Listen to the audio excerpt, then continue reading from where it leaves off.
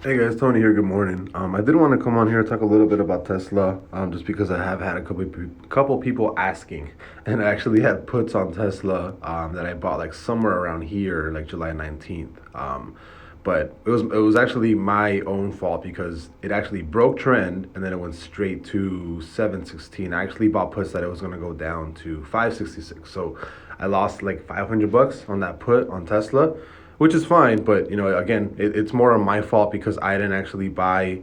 I actually bought before the week ended, so instead of buying like on a Friday and having this candle close up here at 687 and breaking trend, I bought it somewhere down like right here when this was just a wick, right? So again, it just comes down to confirmation, and really the only way that I can lose money is if I don't if I act when something is not confirmed. So I always try to recommend, wait for. I know it's hard sometimes because people want to just kind of get in and everything, but I think the only time I've actually lost money is when I don't follow my own TA and I don't wait for confirmation. And I think that's definitely a good habit to get into because even myself, even after an experienced trader or TA trader after a couple of years, it's still hard to not kind of FOMO into something sometimes, so you got to really keep yourself on track. But I did want to get back into Tesla and where I think it's going. So before we actually had a pretty nice solid bear trend on the downside, right? So this cycle lasted ever since January 25th. It's just been a downtrend ever since there. So this actually got broken on the week of July 26th. So this week it broke up to the upside. Trend's broken, so officially we can remove that trend, right? Can we add another one? I think we can. I usually don't like adding trends to the upside unless we have like solid touches. But even right here, I think Tesla's already doing a pretty good job at. Let me see if I can go higher. No, I can't. So I usually like to add my trends at the lowest point, and then kind of have it touch the most wicks from the lowest candle that starts the trend. So if you guys can see here, right, the trend starts, and the lowest candle is actually this little small, tiny little mid bull candle right here, right in the middle on May 17th. So I wouldn't add it from back here, because if you add it from back here, it's more of it would be kind of a straight line, right? So you have to add it at almost the lowest point of where the trend actually starts to the upside. And I always only add my trends on the weekly. I don't like adding my trends on the daily because the candles are too tiny and you can't really tell the actual trend on the daily. I go by the weekly. The weekly is where I put my support and resistance. The weekly is where I use my trends. And then from there, you can go to the downside to figure everything out because there's bigger major support, there's bigger major resistance. It's just a lot easier when you do stuff on the weekly, and I don't do stuff on the monthly because it's too high of a time frame, right? There could be some massive resistance and support on the monthlies, on the monthly chart, but it's too high of a time frame to really do anything or at least swing trade because sometimes you can wait like months for it to go from one support to another resistance, and that's not what we're trying to do, right? So for right now, we can at least add our trend on the upside, right? Which is basic. We've basically been trending up ever since May 17th. It's been a consistent, gradual increase to the upside. As of right now, we did close a bullish week on Tesla, and the reason why I'm actually pretty not happy, but pretty confident that we're gonna keep going up is if what exactly happened here, right? I know you guys don't know how to read the reverse MACD, right? And when I do release it, which I will be releasing it soon, I'm actually thinking about I'm actually probably gonna open up a Patreon this weekend, and to people that do subscribe to that Patreon or whatever, I'll be releasing everything, right?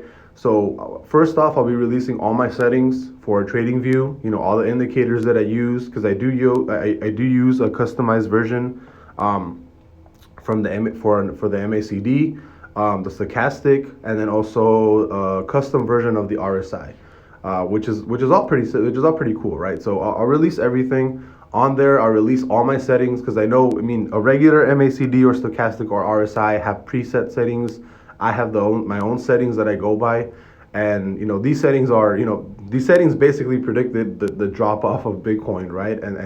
And they've had like a 95% accuracy in predicting, like what is it called, like big major sell-offs before they happen. So it's pretty. I gotta admit, this is something extremely good, and I do not want. I've never wanted to share this. Right, this is something I built. This is something that I like found out myself, and it's not something that I want to release. But then I ended up getting a YouTube channel, and then TikTok blew up or whatever, and I know a lot of people want it, and the reason I don't want to release it is because I don't want like a lot of people to come in and start using it, and then out of nowhere it doesn't work anymore, right? But again, to those who subscribe to my Patreon, I will be releasing the settings, exactly what MACD I use, what the settings are, how I use a stoke in relation to the MACD, and how I use the RSI to trade divergence, on the upside, right? To trade divergence only on trends. But again, I will be releasing it soon. To those people who subscribe to my Patreon, I don't really know how Patreon works, but I got a lot of people, a lot of comments asking me like, "Yo, create a Patreon, create a Twitter, bro," all this stuff, and I'm gonna start working on that because I know I'm not really good at, social stuff. But I'll start working on that this weekend. But anyways, let's get back to Tesla. As of right now, there's a reason why I like Tesla right now, and it's because it tried to actually create a bear week on August 16th. Keep in mind, this last candle right here that we created, we actually wicked down all the way to 655. But the reason I like this is because we've been on a consistent gradual rise. And every single time we see a trend, the lowest point that it can reach is this trend. So for example, the week of this past week that just happened, the lowest point that Tesla could have reached is 662. Next week, it's going to be, lowest point is 670. The next point is 675. The next point is 684. So in a month, the lowest, ideally, realistically, the lowest point that Tesla can reach, as long as it sticks to trend, is around 684, like 690, 691, right? So this is like a month out. But this is all stuff that I'll teach you guys on how to, buy options or swing trade, whatever. But as of right now, I am definitely 100% bullish on Tesla. For one reason, it tried to break bearish last week, and it actually just created a bullish week all over again this past week. And even better, we are overbought on the stochastic right here. We are overbought on the stochastic, and I've told you guys 100% of the time, when you have an oversold stoke and you have the reverse MACD telling you, hey, if you're short on this, sell all your shorts and start going long. It's one of the biggest indicators of a hard push to the upside that you can possibly get, right? And I'll give you guys an example of what exactly I mean by this. So back on the week of, November 16th, we had a perfect, I would consider a perfect buy-in, because guess what? The stochastic is overbought, and the reverse MACD is showing a close of a bullish week, which started right here on November 16th. And it ran up hard. It rallied super hard, and it hasn't done this ever since November for Tesla, right? This is the very first time that it's actually happened for Tesla. So after that happened, it actually that's when it hit an all-time high. So it rallied $482 in 50 days. It went up 100%. And again, you can see those instances, you can see that same thing happen continuously for the last couple of weeks. So again, previous time that it was a bullish close week, and then it was oversold on the stoke. It ran all the way up to 220. It ran up to $500 from 272. So it went up 84%. Again, same thing here. Overbought on the stoke, ran up to highs around 171. Again, look at every single instance of it being overbought on the stoke and creating those bullish weeks, right? Boom, right there. So every single instance, it's gone up around 50 days. And the thing is, this is how I use the historical patterns to kind of give me a rough estimate of how to forecast, right? And this is all stuff that I'll release. I'll make a video, whatever, to those people who subscribe on Patreon, right? But see, this is how you can actually determine how high up something can move. Usually what I do is I go back to every single time it actually did anything similar, and I kind of average it out or kind of gauge to see what happens. But look, you have to look at the pattern, right? So the first time you went up 124 points or 176%. Second time 171 points, which is higher, but you actually went up less of a percentage, right? So 91%. The third time you went up 229 points, but you only went up 84%. And then this last time you went up 482 points and 118%. So on average, it does look like, I want to say that maybe on average, you can sort of estimate that it's going to go up anywhere between 80 to 100%. I wouldn't go as far as saying 106%, 176%, because that would push it way too high. I would stick somewhere in the mid range. So I would guess that at minimum it would do somewhere like an 80% to 100% move in the next 50 days, right? And that's what we can possibly expect from those lows. And it's when that weak candle it's from that weak candle gets closed, right? So I always use the bottom wick of that, and let's do the same thing right now. So bottom wick of previous close, which is down here at 682, and it's 50 days out, and it's either scenario 1, which is going to be 80%, whoop,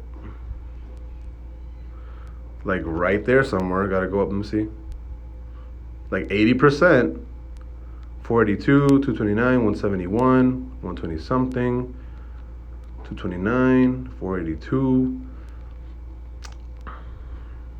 Should I go? I don't think I should go to percentages. I think I should probably use the actual dollars. What would be the dollar here? 124, 171, 229, or 482. Seems like they're all jumbled. No, I think I'll go with percentage. I think percentage is going to be pretty accurate.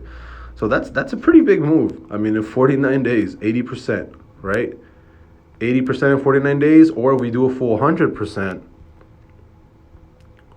Obviously, that'll take us to like $1,200 because we're going up $600. But, again,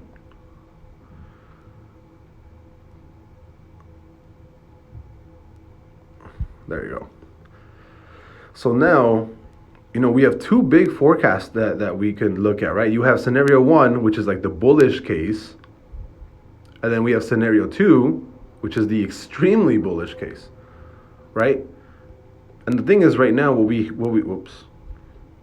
and the thing is right now,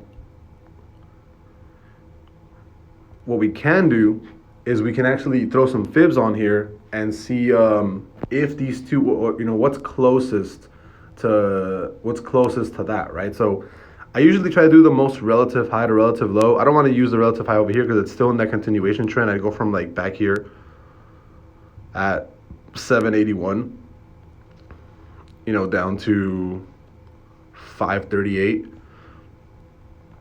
And it seems like they both kind of fall in after that second fib level gets broken, or after that, yeah. So the first actual fib would be down here, right? The actual target price, if we were actually doing a, a breakout, we would actually take our profit here around the 900 something range. But this is actually above that. This is the second fib, so the 2.6 above. If I had to guess, if we're going to rally hard, I would say Tesla can definitely go to somewhere in the 1200 range. I would say just because of historical movement, right? Just because of what we've been doing back here.